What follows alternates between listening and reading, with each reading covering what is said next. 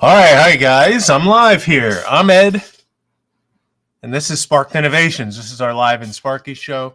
We'll give it a couple seconds. Rich is here. He's actually on with the customer right now, and that's kind of what we're going to talk about today. Is some customer service oriented things.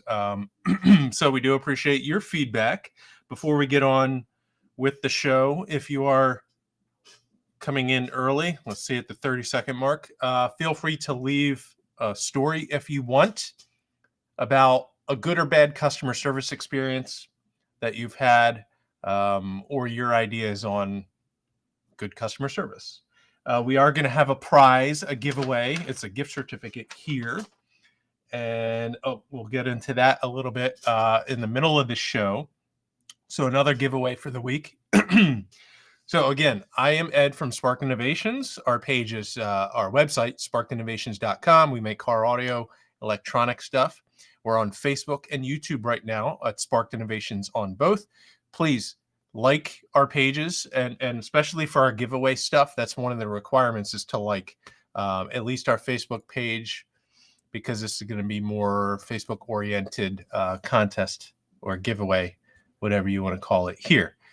So we go live every Wednesday, 6 o'clock this time right now, to talk about a certain topic, tell you our kind of point of view or ideas on it, and then invite some feedback.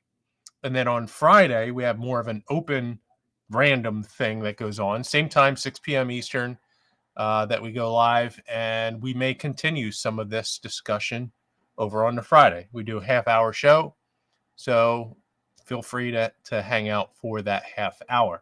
I am on my own personal YouTube at Sparked Ed, if you want to go check that out. But right now we're on the Sparked Innovation stuff. All right, so I'm not timing it. Sometimes I did, but we're being more loose with our structure, our format here. So are you having a nice week? What are you guys up to? Do you have a small business? Do you on the side like offer service to people? So we're going to talk about some customer service. We are a small business, and we started not too long ago, a few years ago. So we're still relatively new. So we like to sometimes share our insights and stories of our growth to our customer base. And so we're going to talk about customer service. That's what I titled the video. That's going to be our topic. But also, let me go to, I'm going to share our Facebook video. Hi, Dylan Rogers, to my personal page right now. So let me do that while I'm here. Share now. Yes. All right. And let me go back there. All right, cool. Just so if anyone on my personal page wants to tune in and check it out. Because like I said, I'll talk about the topic first of customer service and our philosophy, what we do here and what our insights are. And then we'll get into the prize this week that we're going to give away to one lucky viewer and commenter. Actually, let's do the rules for that first, and then we'll talk about the topic. How about that? And then I'll reiterate. So, okay. So the prize this week is going to be a gift certificate from Turbulent Designs. As you can see there, free ported enclosure design. And we won this at the Team Deadly Hertz show. But it's something that we don't necessarily have the ability to use, and we want to pass that on to someone that might be able to use this, because there's a lot of people that can get a good box design. So Turbulent Design, he told me it's good for up to 4 subwoofers of any size, standard slot style, kerf or arrow port design, and comes with a 3D sketch, photos, and a cut sheet. So this has a good value for people that want it. And so the ways in order to win this, if you want this, like our page at Sparked Innovations, If you are watching on YouTube, you can subscribe to us there. Also, go over to Turbulent Designs, and I'll share that now, and like their page. That's going to be another thing to do. And the other thing is to comment here. What is your comment? Because this is for sub boxes. What is your ideal kind of like layout for sub box? 212s, 115, 318s, size of woofers, number of woofers. What is your favorite? Comment that, and you'll be entered. So on Friday, you won't have to tune in on Friday, but on Friday, out of anyone that commented their favorite subwoofer size and number in a box, liked our page and Turbulent Designs page, we will pick randomly a person to get this prize. So I am going to share screen. Let's do. So like our page at Spark Innovations, but also go like this page here, Turbulent Designs. This is who is giving away this free box design. So that is an awesome prize, something different than what we normally would offer. So we only have a few viewers. I'll get back to this prize and reiterate it for anyone else. And you don't have to watch this live right now. You can comment tomorrow when we're not live, or Friday morning or whatever. So we'll get back to that. So go like Turbulent Designs, like us, and comment here. What is your favorite layout of woofers in a box? Also, feel free to comment about the topic today, customer service, good or bad customer service stories. All right, so let's get to that. Okay.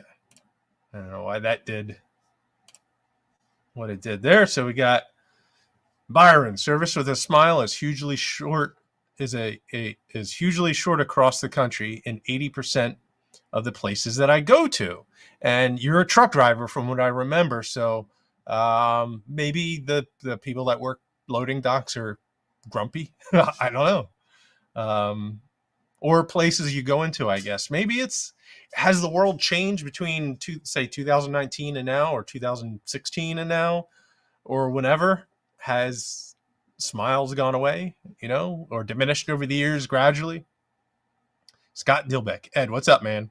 Hope all is well. Loving my Speedy Fanny setup now that that you have it installed. If you haven't seen Scott, Southern Thunder, and you guys have the podcast on Fridays, and you've been sharing some pictures of the Fanny and Speedy setup, and it looks fantastic, as I knew it would, because you do some good install stuff.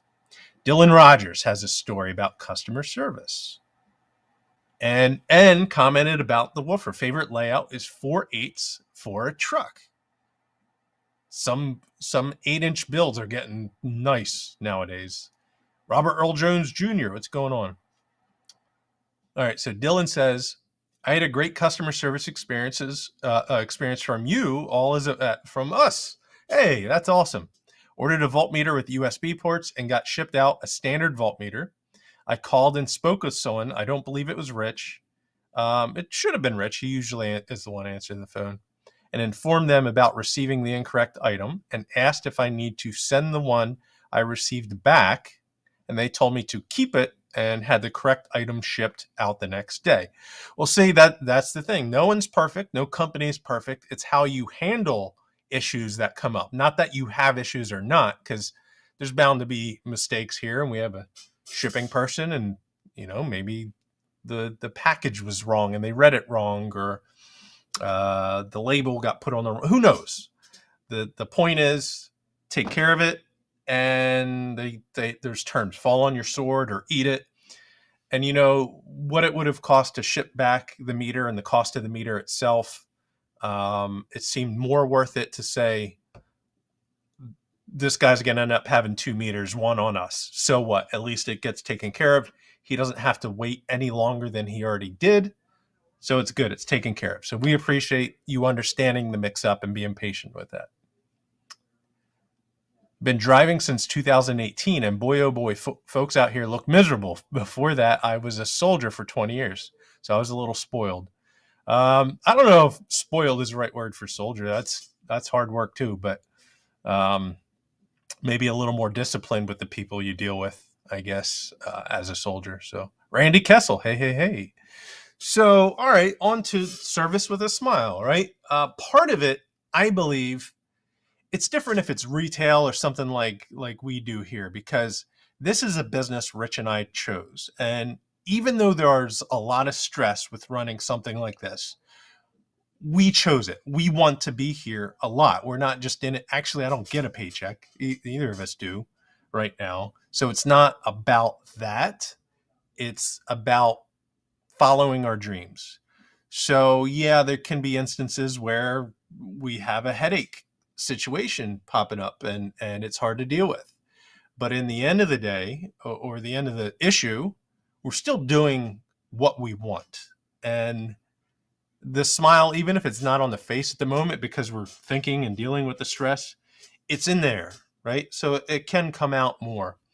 Um, Things like retail, you're dealing with some people that are just paid for their hourly work, and they may have things going on in their lives. You don't know what they are. And the last thing they need to do is go to work and not deal with their life problems. So they're stuck at work, but they don't want to lose their job and they need the check. So, you know, it's the way it is. Now, with businesses like ours, our philosophy is, I mean, we kind of have it written out a little bit. Um, we see things from the customer's point of view. I was an installer and enthusiast for many years, so we'd rather work with you, and it's always about telling the truth, being honest about things, and not guiding you wrong within our best ability to do so. So if we sell you something and it doesn't work out for you, we're not trying to keep you sold on it or keep on replacing it with things that might not work. It's like, look, okay, if it doesn't work for you, there's another product out here. We don't sell it, so we're not making money, but here's the suggestion of what might work for you, because it's right for you, not because we get a check on it. And sometimes people call up with electrical questions, and yeah, our time is valuable, and it would be worth it that we spend the time working out electrical solutions for you to get a sale and get revenue in for that time. But it doesn't always work out that way. And if you say, hey, I want this battery or this ultra cap for this setup, like that's not going to be the best solution for you. If you really want it, we'll sell it to you. But just knowing now, there's a different setup out there that might work, or our switches or relay boxes or whatever it is. I need a relay box that'll do X. Ours won't do that. Sorry. We're not going to just be sales guy, and maybe we should hire a sales guy that is like that, but that's a whole other story. So customer service starts before the sale, and then it continues through support after the sale.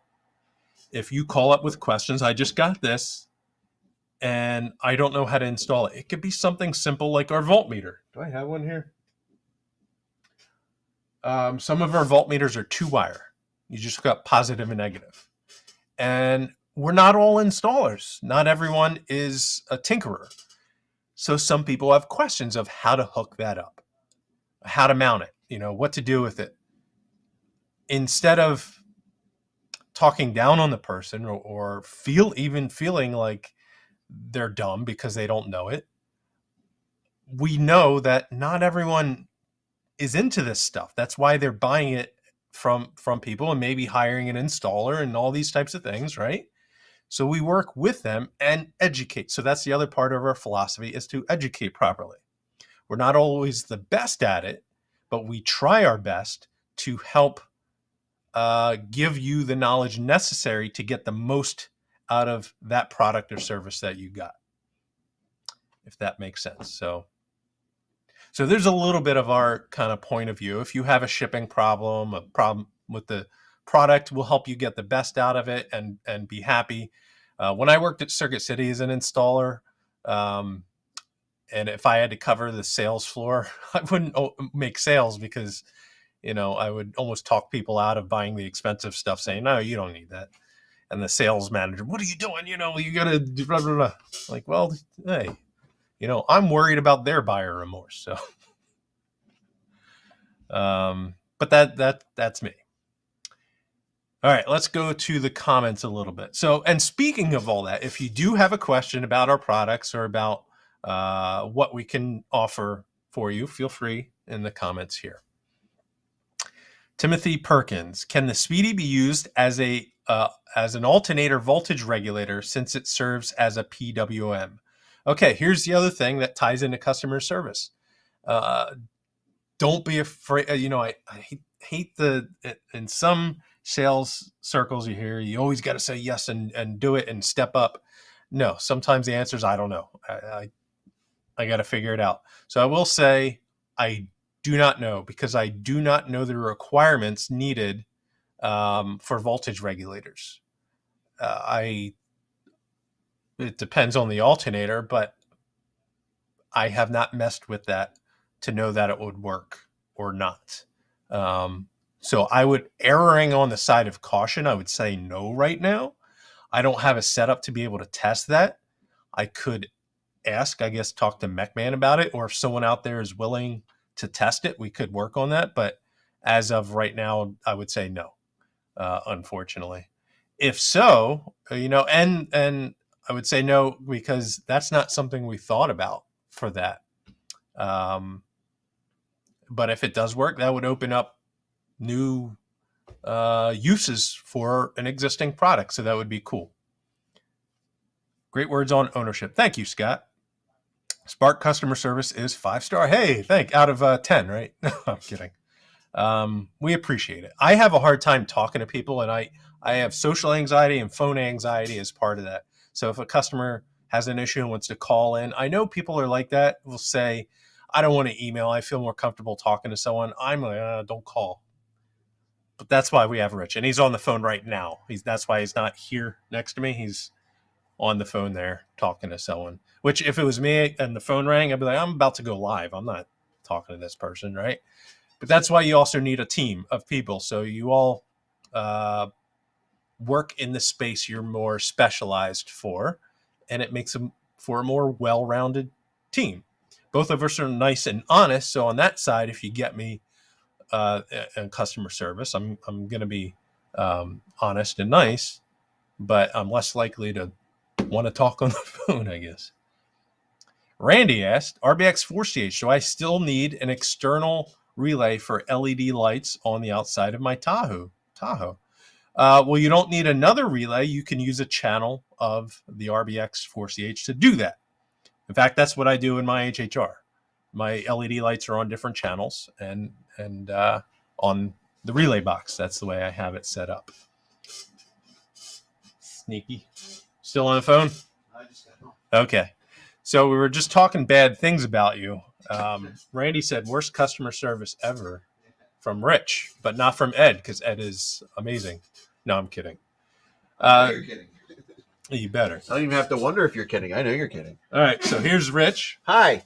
Isn't that weird that the subject was customer service and I was on with the guy doing customer service? Well, I mentioned that. And I mentioned that if you call in, usually you get Rich. And I mentioned about my social anxiety, which crosses over to phone anxiety, and how if someone said, I got to talk to someone on the phone, I want them to email me.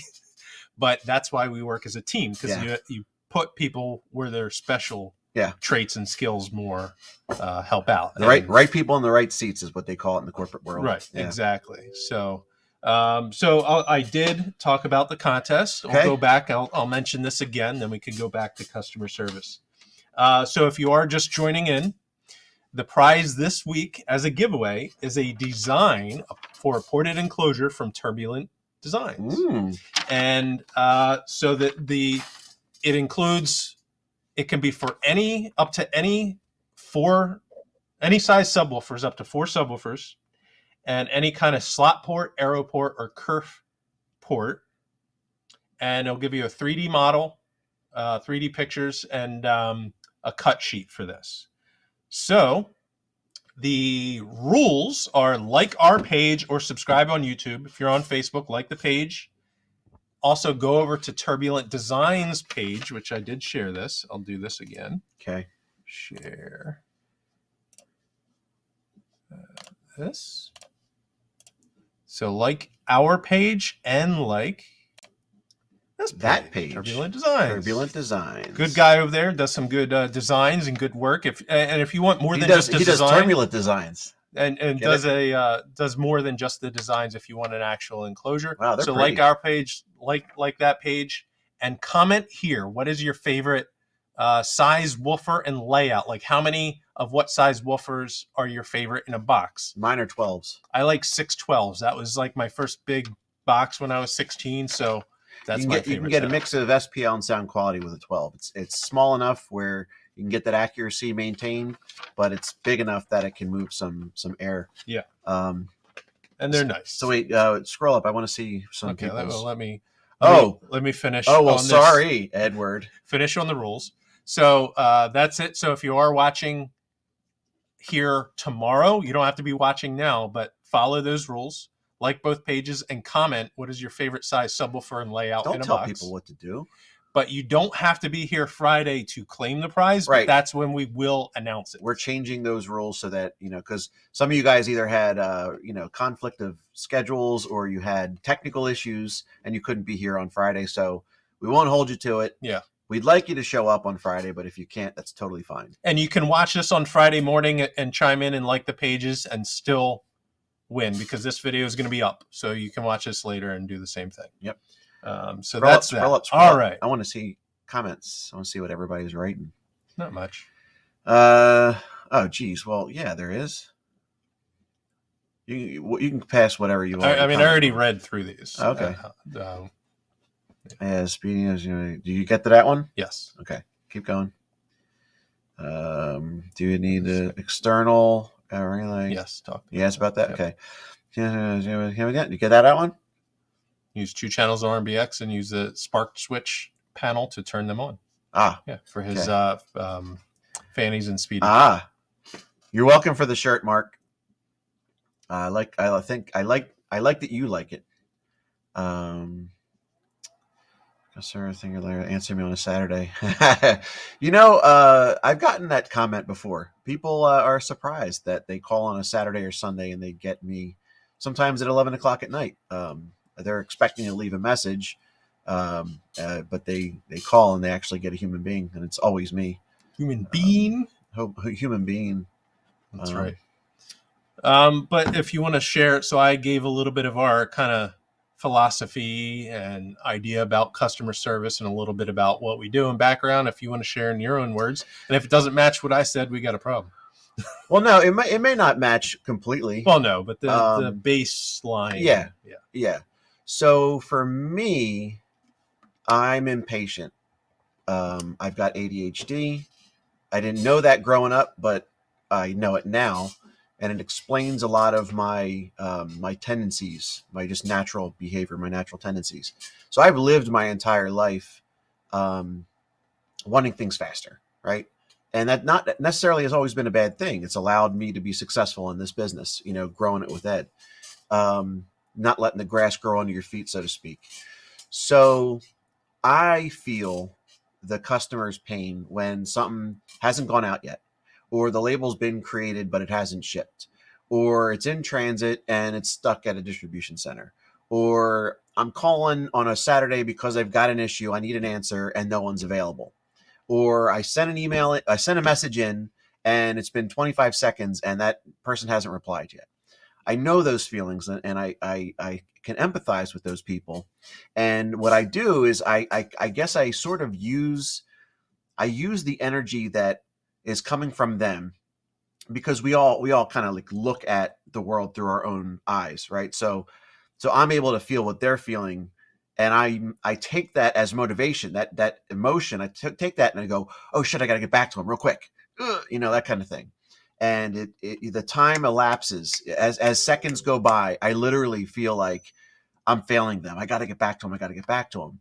And Ed would always make the point, oh, these people are understanding human beings. They're nice guys. They probably aren't expecting that. And Like what Scott said. if you're doing less than that, it's probably okay. But I never want to use that as an excuse to do less. So I always keep that in my mind. And it actually came from mentorship. I worked for my father for 6 years. It's weird having the president and CEO as your mentor, because they all worry about nepotism. So you're working twice as hard to get half the credit. And then your dad is your mentor and is your boss. So it's kind of weird. But at the same time, he would bring things to me about how long I think time should go by, let's say, responding to an email. And I said, oh, if I get to it like the next day, that's reasonable. And he goes, I completely disagree. And I'm like, what? That's unreasonable? And especially when we were dealing with the other business partners, he would want me to get back to them right away. So I got into a habit of, an email comes in, I fire off an email in response, even if I don't have an answer. It is saying, I got your email. I heard what you said. I'm looking into it. Give me some time. And I think people tend to feel a lot better when they know that they've been heard, and they're willing to kind of give you that time. And I also am pretty good, even though I forget a lot of things, I'm also pretty good about keeping a record in my mind of how long it's been that I've reached out to somebody about something that I'm actively working on. And so there'll be I won't think of it. I'll kind of feel it, like, oh shit, I got to get back to that person. And that'll motivate me to reach out and say, oh, hey, haven't forgotten about you. Here's the status on this. And that'll motivate me to reach out and say, oh, hey, that's not annoying. Completely broke my train of thought. Good. All right. So, new train of thought then. Your response time is one thing.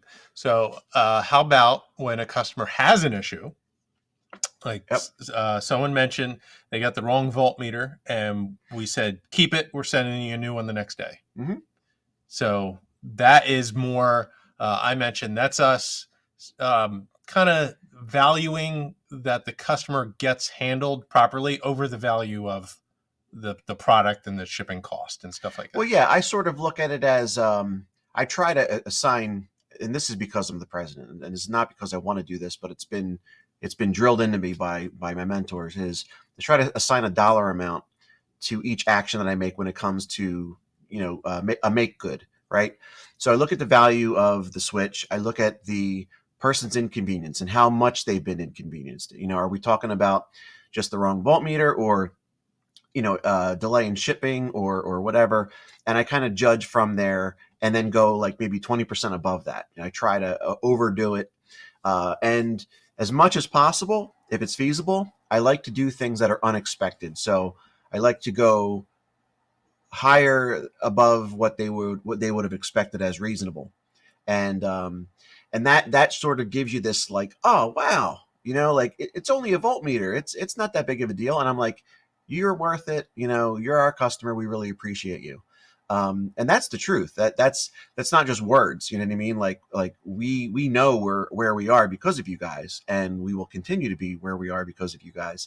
So it's very easy for me to give you something of value because I feel that you're valuable, right? So I don't think that we've ever turned anyone away for a warranty.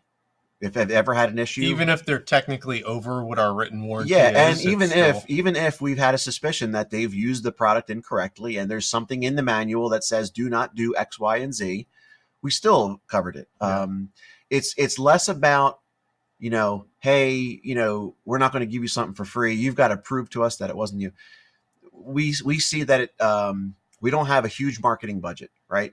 So what we do is called inbound marketing. We try to be the trusted source.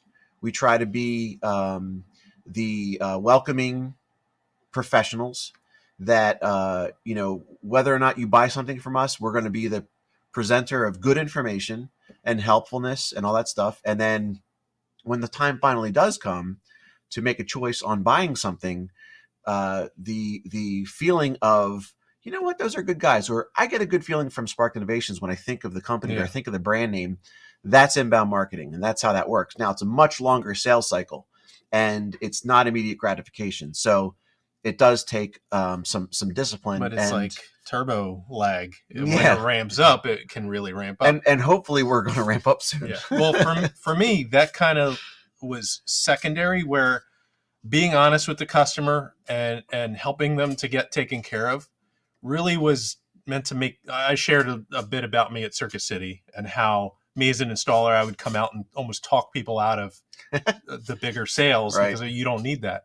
So a lot of that was so I felt right. And then it was, oh yeah, there's other benefits of inbound marketing, of having return customers because of this.